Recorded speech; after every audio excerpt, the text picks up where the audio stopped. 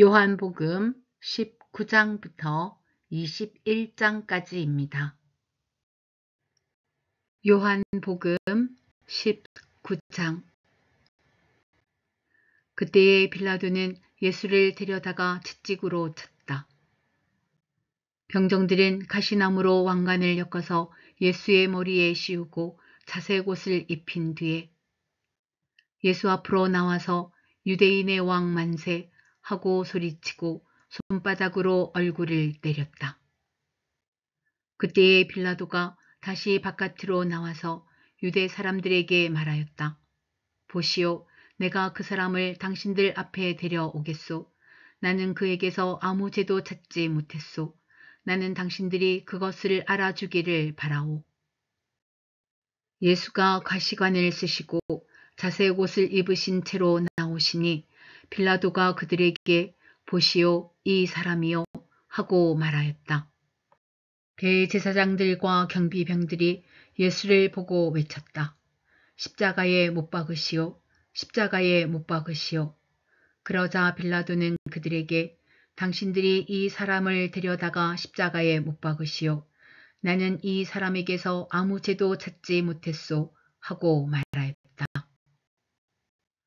유대 사람들이 그에게 대답하였다. 우리에게는 율법이 있는데 그 율법을 따르면 그는 마땅히 죽어야 합니다. 그가 자기를 가리켜서 하나님의 아들이라고 하였기 때문입니다. 빌라도는 이 말을 듣고 더욱 두려워서 다시 관저 안으로 들어가서 예수께 물었다. 당신은 어디서 왔소? 예수께서는 그에게 아무 대답도 하지 않으셨다. 그래서 빌라도가 예수께 말하였다. 나에게 말을 하지 않을 작정이요. 나에게는 당신을 놓아줄 권한도 있고 십자가에 처형할 권한도 있다는 것을 모르시오. 예수께서 대답하셨다. 위에서 주지 않으셨더라면 당신에게는 나를 어찌할 아무런 권한도 없을 것이요. 그러므로 나를 당신에게 넘겨준 사람의 죄는 더 크다 할 것이요. 이 말을 듣고서 빌라도는 예수를 놓아주려고 힘썼다. 그러나 유대 사람들은 이 사람을 놓아주면 총독님은 황제 폐하의 충신이 아닙니다. 자기를 가리켜서 왕이라고 하는 사람은 누구나 황제 폐하를 반역하는 자입니다. 하고 외쳤다. 빌라도는 이 말을 듣고 예수를 데리고 나와서 리토스트론이라고 부르는 재판석에 앉았다. 리토스트론은 히브리 말로 가바다인데 돌을 박은 자리라는 뜻이다. 그날은 6월절 준비일이고 때는 낮 12시쯤이었다. 빌라도가 유대 사람들에게 말하였다. 보시오, 당신들의 왕이요. 그들이 외쳤다. 없애버리시오, 없애버리시오. 그를 십자가에 못 박으시오. 빌라도가 그들에게 말하였다. 당신들의 왕을 십자가에 못 박으란 말이요. 대제사장들이 대답하였다. 우리에게는 황제 폐하 밖에는 왕이 없습니다. 이리하여 이제 빌라도는 예수를 십자가에 처형하라고 그들에게 넘겨주었다. 그들은 예수를 넘겨받았다. 예수께서 십자가를 지시고 해골이라 하는 데로 가셨다. 그곳은 히브리 말로 골고다라고 하였다. 거기서 그들은 예수를 십자가에 못 박았다. 그리고 다른 두 사람도 예수와 함께 십자가에 달아서 예수를 가운데로 하고 좌우에 세웠다. 빌라도는 또한 명패를 써서 십자가에 붙였다. 그 명패에는 유대인의 왕 나사렛 사람 예수라고 썼다. 예수께서 십자가에 달리신 곳은 도성에서 가까우므로 많은 유대 사람이 이 명패를 읽었다. 그것은 히브리 말과 로마 말과 그리스 말로 적혀 있었다. 유대 사람들의 대제사장들이 빌라도에게 말하기를 유대인의 왕이라고 쓰지 말고 자칭 유대인의 왕이라고 쓰십시오 하였으나 빌라도는 나는 쓸 것을 썼다 하고 대답하였다. 병정들이 예수를 십자가에 못 박은 뒤에 그의 옷을 가져다가 네 몫으로 나누어서 한 사람이 한 몫씩 차지하였다. 그리고 속옷은 이음새 없이 위에서 아래까지 통째로 짠 것이므로 그들은 서로 말하기를 이것은 찢지 말고 누가 차지할지 제비를 뽑자 하였다. 이는 그들이 나의 겉옷을 서로 나누어 가지고 나의 속옷을 놓고서는 제비를 뽑았다 하는 성경 말씀이 이루어지게 하려는 것이었다. 그러므로 병정들이 이런 일을 하였다. 그런데 예수의 십자가 곁에는 예수의 어머니와 이모와 글로바의 아내 마리아와 막달라 사람 마리아가 서 있었다. 예수께서는 자기 어머니와 그 곁에 서 있는 사랑하는 제자를 보시고 어머니에게 어머니, 이 사람이 어머니의 아들입니다 하고 말씀하시고 그 다음에 제자에게는 자, 이분이 내 어머니이시다 하고 말씀하셨다. 그때부터 그 제자는 그를 자기 집으로 모셨다. 그 뒤에 예수께서는 모든 일이 이루어졌음을 아시고 성경 말씀을 이루시려고 목마르다 하고 말씀하셨다. 거기에 신 포도주가 가득 담긴 그릇이 있었는데 사람들이 해면을 그 신 포도주에 듬뿍 적셔서 우슬초 대에다가 꿰어 예수의 입에 갖다 대었다. 예수께서 신 포도주를 받으시고서 다 이루었다 하고 말씀하신 뒤에 머리를 떨어뜨리시고 숨을 거두셨다. 유대 사람들은 그날이 유월절 준비일이므로 안식일에 시체들을 십자가에 그냥 두지 않으려고 그 시체의 다리를 꺾어서 치워달라고 빌라도에게 요청하였다. 그 안식일은 큰 날이었기 때문이다.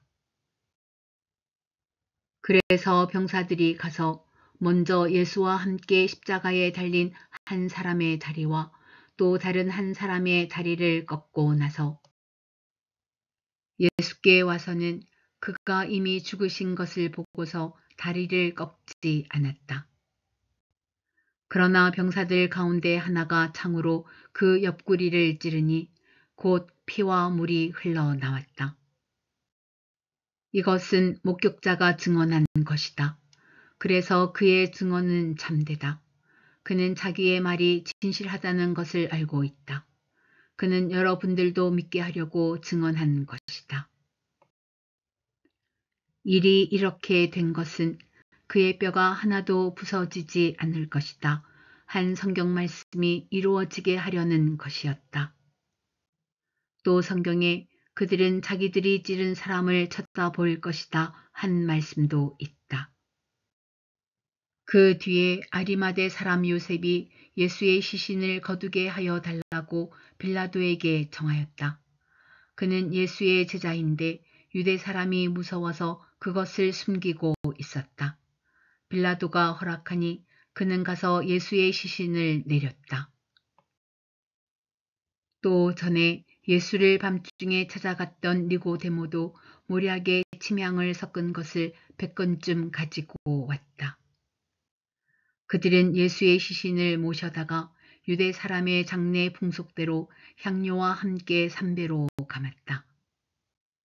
예수가 십자가에 달리신 곳에 동산이 있었는데 그 동산에는 아직 사람을 장사한 일이 없는 새 무덤이 하나 있었다.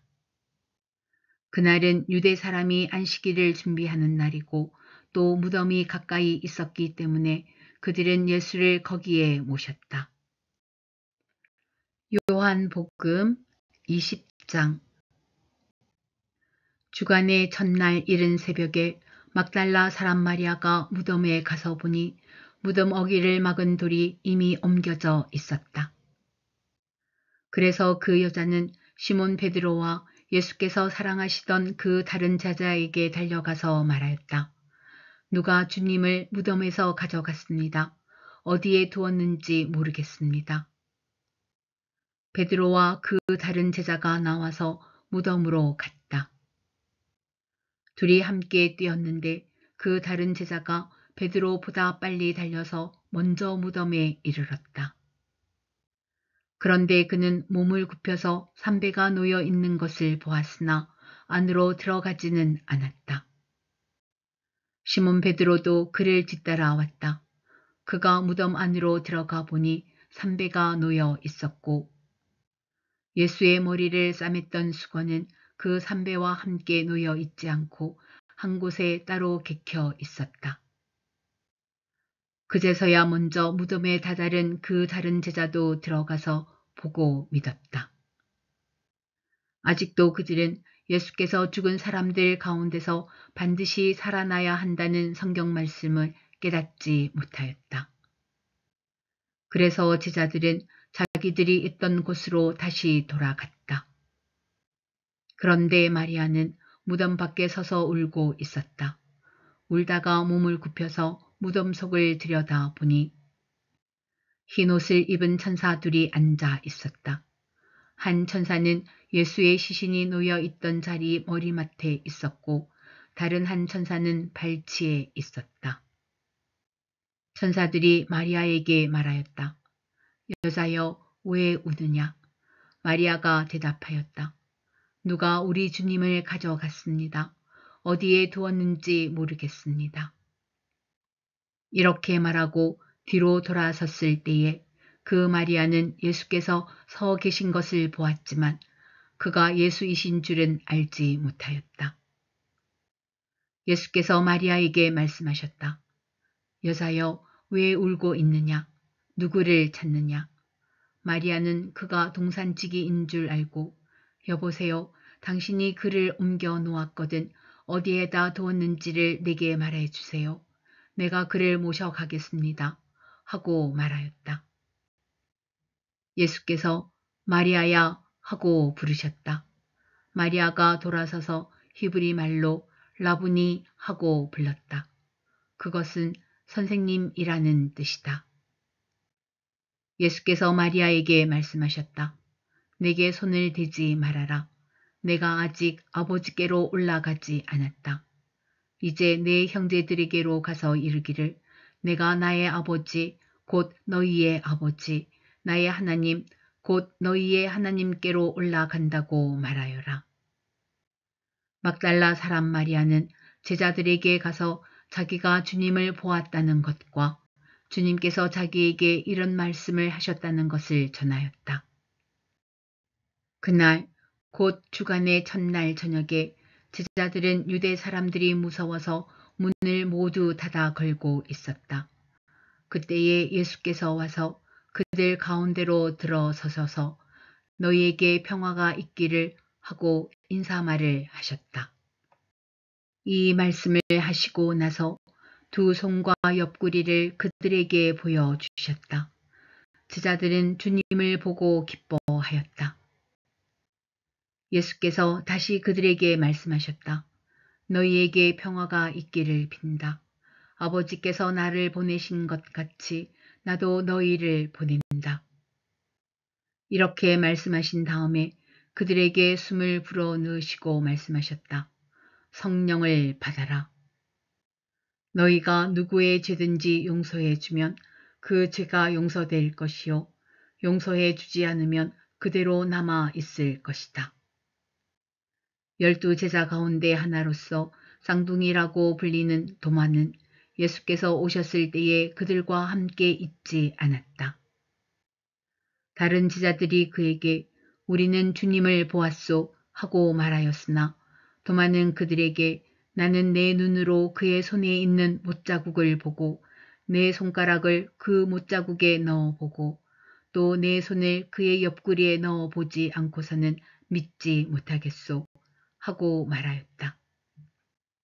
여드레 뒤에 제자들이 다시 집 안에 모여 있었는데 도마도 함께 있었다. 문이 잠겨 있었으나 예수께서 와서 그들 가운데로 들어서셔서 너희에게 평화가 있기를 하고 인사말을 하셨다. 그리고 나서 도마에게 말씀하셨다. 내 손가락을 이리 내밀어서 내 손을 만져보고 내 손을 내 옆구리에 넣어 보아라. 그래서 의심을 떨쳐버리고 믿음을 가져라. 도마가 예수께 대답하기를 나의 주님, 나의 하나님 하니 예수께서 도마에게 말씀하셨다. 너는 나를 보았기 때문에 믿느냐? 나를 보지 않고도 믿는 사람은 복이 있다. 예수께서는 제자들 앞에서 이 책에 기록하지 않은 다른 표징도 많이 행하셨다. 그런데 여기에 이것이 남아 기록한 목적은 여러분으로 하여금 예수가 그리스도요 하나님의 아들이심을 믿게 하고 또 그렇게 믿어서 그의 이름으로 생명을 얻게 하려는 것이다. 요한복음 21장. 그 뒤에 예수께서 디베라 바다에서 다시 제자들에게 자기를 나타내셨는데 그가 나타나신 경위는 이러하다. 시몬 베드로와 쌍둥이라고 불리는 도마와 갈릴리 가나 사람 나다니엘과 세베대의 아들들과 제자들 가운데서 다른 두 사람이 한 자리에 있었다. 시몬 베드로가 그들에게 말하기를 나는 고기를 잡으러 가겠소 하니 그들이 우리도 함께 가겠소 하고 말하였다. 그들은 나가서 배를 탔다. 그러나 그날 밤에는 고기를 한 마리도 잡지 못하였다. 이미 동틀 무렵이 되었다. 그때에 예수께서 바닷가에 들어서셨으나 제자들은 그가 예수이신 줄을 알지 못하였다. 그때에 예수께서 제자들에게 물으셨다. 얘들아, 무얼 좀 잡았느냐? 그들이 대답하였다. 못 잡았습니다. 예수께서 그들에게 말씀하셨다. 그물을 배 오른쪽에 던져라. 그리하면 잡을 것이다. 제자들이 그물을 던지니 고기가 너무 많이 걸려서 그물을 끌어올릴 수가 없었다.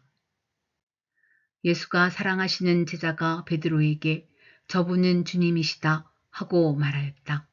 시몬 베드로는 주님이시라는 말을 듣고서 벗었던 몸에다가 겉옷을 두르고 바다로 뛰어내렸다. 그러나 나머지 제자들은 작은 배를 탄 채로 고기가 든 그물을 끌면서 해안으로 나왔다. 그들은 육지에서 백자 남짓밖에 떨어지지 않은 곳에 들어가서 고기를 잡고 있었던 것이다. 그들이 땅에 올라와서 보니 숯불을 피워 놓았는데 그 위에 생선이 놓여 있고 빵도 있었다. 예수께서 제자들에게 말씀하셨다.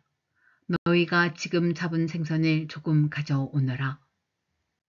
시몬 베드로가 배에 올라가서 그물을 땅으로 끌어내렸다. 그물 안에는 큰 고기가 153마리나 들어 있었다.